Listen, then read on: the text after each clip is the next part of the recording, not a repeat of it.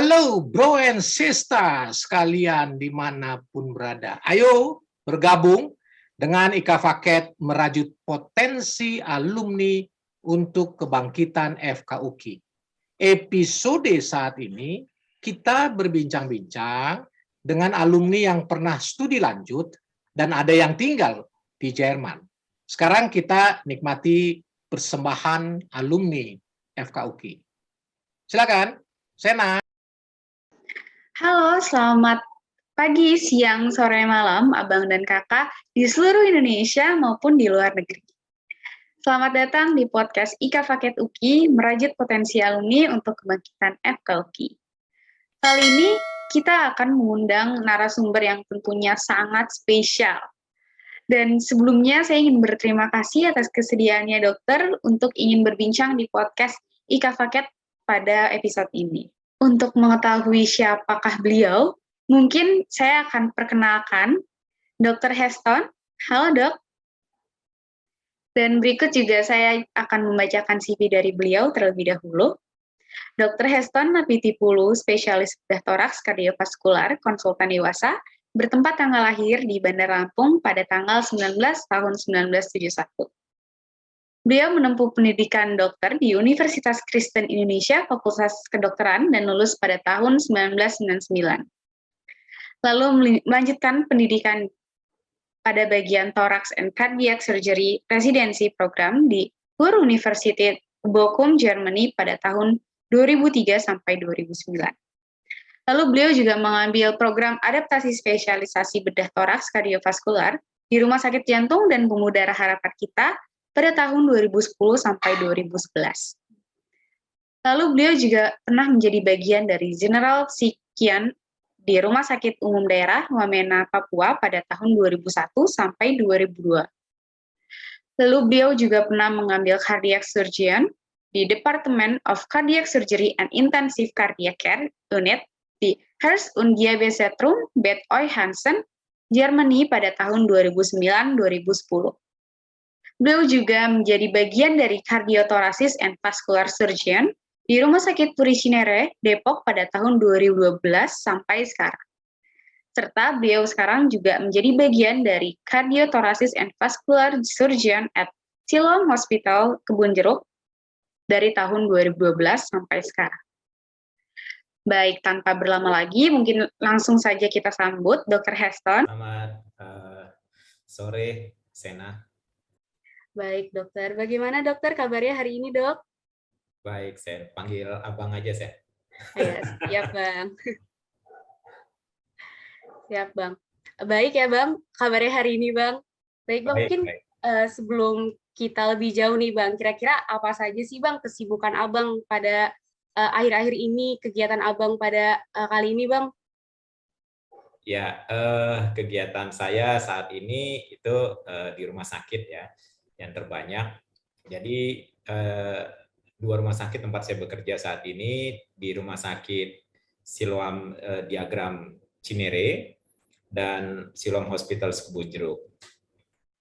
Ya, itu kira-kira. Baik, Bang. Mungkin aktivitasnya lebih banyak di rumah sakit ya, Bang, ya, untuk saat ini ya, Bang, ya? Ya, sama ada di satu yayasan NGO untuk bidang kesehatan juga. Jadi tahun 2020 itu sampai sekarang ini juga untuk urusan membantu masalah COVID. Baik, Bang. Abang ini kan dokter spesialis bedah torak kardiovaskular, Bang. Mungkin Bang bisa diceritakan, Bang, pengalamannya hingga bisa berkarir sampai menjadi dokter spesialis bedah toraks kardiovaskular, Bang. Ya, jadi pengalamannya ini sampai jadi seorang BTKV itu cukup panjang. Dan saya mengambil tempat belajar juga di Jerman itu juga dibilang suatu kebetulan atau bukan kebetulan, itu juga hanya jalannya memang mungkin seperti itu. Jadi dulu pertama memang saya sudah punya keinginan ingin belajar ke luar negeri, tapi berpikir juga itu hal yang nggak mungkin. Jadi saya juga tetap membuka opsi kalau bisa belajar di ngambil sekolah di Indonesia, nggak ada salahnya. Kalau bisa ke luar negeri, ya puji Tuhan. Kalau cerita-cerita lucunya mungkin dulu tahun 99 itu kalau nggak salah itu ada namanya Dr. Hot Asi. Saya selalu ingat kata-kata beliau tuh. Jadi di satu pertemuan waktu kita bertugas di NTT, dia ngomong sama pemerintah daerah sana, mungkin ngomongnya entah asal, entah memang itu benar gitu, dia bilang ini dokter-dokter ini yang mau sekolah ke Jerman. Saya kaget. Nah, saya nggak ada rencana, belum ada rencana untuk sekolah ke sana gitu kan. Kemudian hal-hal lain yang ini yang apa namanya yang menginspirasi saya untuk sekolah juga ke Jerman untuk BTKV itu adalah Dr. Taripar Siahaan almarhum, itu seorang ortopedi. Saat dia dulu mengajar tuh dia satu-satunya saya rasa yang membuat diktat tentang ortopedi yang bagus ya. Jadi apa namanya diktat itu pas saya baca itu kok ini runut sekali gitu ya dan enak bacanya gitu dan saya mengerti gitu. Oh ini dan dia juga kebetulan lulusan dari Gießen dari Jerman. Nah kemudian saat saya terakhir di Koskap itu saya juga bertemu dengan Dr. Bram Simatupang. Saya banyak belajar dari beliau dan beliau inilah yang akhirnya bisa membawa saya sampai sekolah ke Jerman. Beliau yang membawa berkas-berkas saya, kemudian beliau juga yang membantu korespondensi untuk di Jerman. Nah, jadi korespondensi awal dari Indonesia itu dibawa beliau ke sana, surat-surat saya, kemudian sampai di sana ada juga seorang dokter juga yang berjasa untuk saya, yaitu Dr. Budiman, almarhum juga sudah seorang bedah jantung di Jerman. Dia juga yang membantu saya mengurus surat menyurat selama apa namanya program belajar di Jerman itu kira-kira.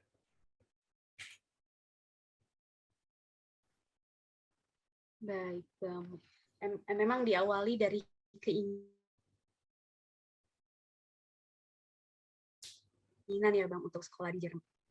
Betul. Baik Bang, jadi emang awalnya dari keinginan untuk sekolah di Jerman ya Bang. Lalu usaha-usaha dan ternyata akhirnya kesampaian juga ya Bang ya. Lalu mungkin Bang bisa diceritakan lagi nih Bang, apa saja sih suka duka pengalaman sebagai dokter spesialis bedah toraks vaskular nih Bang? Mungkin saya awali dari suka duka selama saya belajar ya. Jadi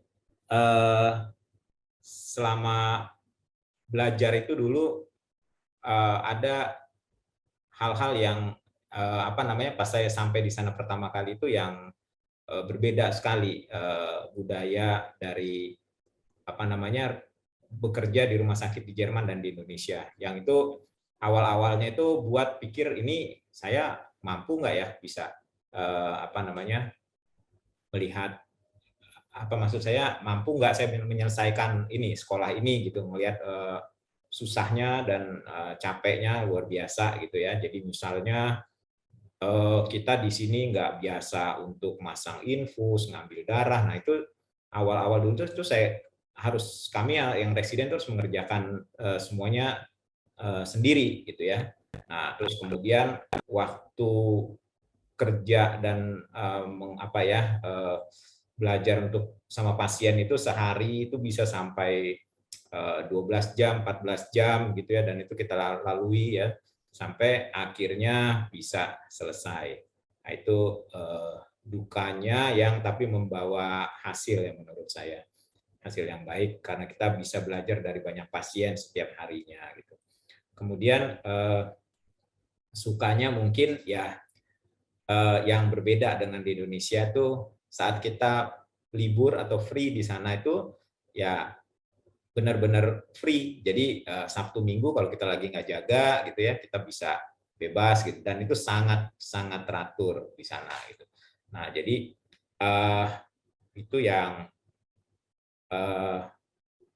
dukanya duka tapi duka bukan duka bagaimana banget gitu ya duka yang di Indonesia ini kita nggak ada nih istilah libur atau apa gitu setiap saat harus dipanggil 24 kali 7 kali 365 hari kalaupun kita kalaupun kita ngambil cuti, misalnya ada pertanyaan apakah bisa dihubungi, gitu kan? Jadi ya ini mah cuti nggak cuti namanya. Jadi dukanya kalau di sini ya keluarga itu harus bisa maklum sama kita punya tugas yang intinya untuk pasien ya, untuk pasien kita supaya bisa kita kita bantu dan kita obati gitu. Nah, kalau suka yang lain itu selama di Jerman itu ya mungkin kita bisa mendapatkan banyak pengalaman hidup di luar negeri yang tentunya beda, yang saya juga menyadari saya cukup beruntung bisa bisa menikmati itu. Saya nggak pernah bermimpi sebelumnya waktu kuliah untuk bisa menikmati seperti itu, dan dan itu kita bisa dapatkan dengan tanpa mengeluarkan itu biaya, malah kita dibayar sama mereka selama kita sekolah pendidikan S2 itu gitu ya. Nah, itu terus terang itu salah satu sukanya. Saya bayangkan dengan sekolah di tempat lain belum tentu bisa seperti itu gitu. Jadi itu juga hal yang positif yang bisa saya share sama teman-teman sekalian. Baik Bang, tentunya untuk perjalanannya ada suka dan dukanya ya Bang. Tadi kalau untuk dukanya mungkin belajarnya lebih panjang ya Bang, mungkin tadi bisa sampai 12 sampai 14 jam ya Bang ya. Tetapi juga itu juga akan membawa pastinya hasil yang baik untuk kedepannya. Baik Bang, mungkin kita agak flashback sedikit nih Bang pada zaman-zaman preklinik mungkin Bang. Nah, mungkin aku mau nanya nih Bang, selama menjadi mahasiswa FKUKI, kira-kira ada nggak sih Bang pengalaman yang kiranya masih teringat nih Bang, yang masih berbekas sampai sekarang nih Bang? Oke, kalau pengalaman banyak ya, kita banyak yang paling berkesan menurut saya itu sebenarnya gini, kalau di FKUKI itu ya, kita nggak bicara masalah pelajaran ya, kita bicara masalah lain. Kita di FKUKI itu menurut saya itu salah satu universitas di mana kita sangat akrab di zaman saya dulu dengan senior-senior saya dan junior-junior saya. Itu salah satu nilai nilai positif yang saya dapatkan sekarang. Jadi kita dulu bisa bermain sama angkatan yang lebih senior, sama angkatan yang lebih junior gitu ya. Dan ternyata itu sangat berguna saat kita bekerja sekarang. Jadi misalnya saya pernah waktu saya lagi operasi, tiba-tiba ada pasien saya di ICU, dia bilang, "Dok, ini darahnya kurang, PMI nggak bisa sediakan," katanya gitu kan.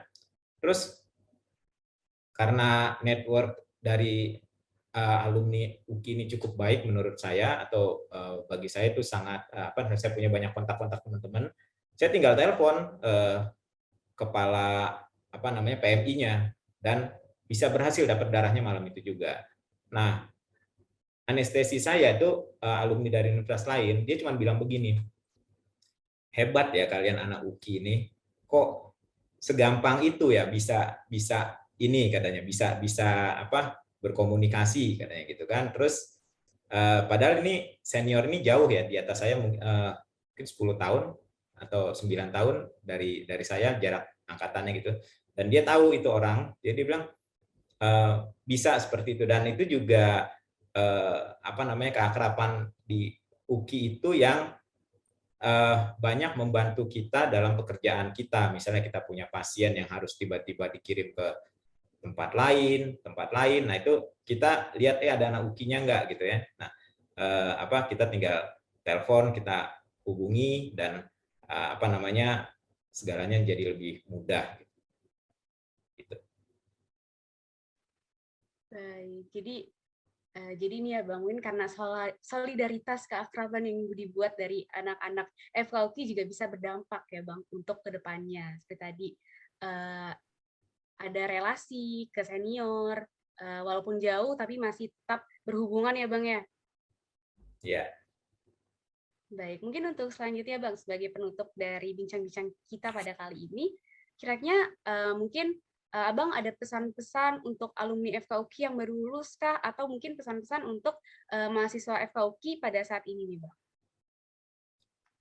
Pesan-pesan untuk adik-adik junior yang baru lulus ya, mungkin saya selalu berprinsip bahwa pasien itu adalah guru kita yang yang membuat kita menjadi lebih baik setiap hari. Jadi hargai pasien kita dan dengarkan keluhan mereka dan hormati mereka, karena mereka lah yang mengajari kita menjadi lebih baik dan lebih baik setiap hari. Dan yang kedua, banyak mahasiswa yang saat kuliah itu sangat idealis, ya, kemudian berubah menjadi oportunis, dan terakhir setelah mempunyai posisi menjadi spesialis misalnya, atau punya posisi di rumah sakit menjadi kapitalis. Nah, saya berharap kita tetap idealis sama tujuan kita dari awal, yaitu untuk mengobati pasien yang bisa kita tolong.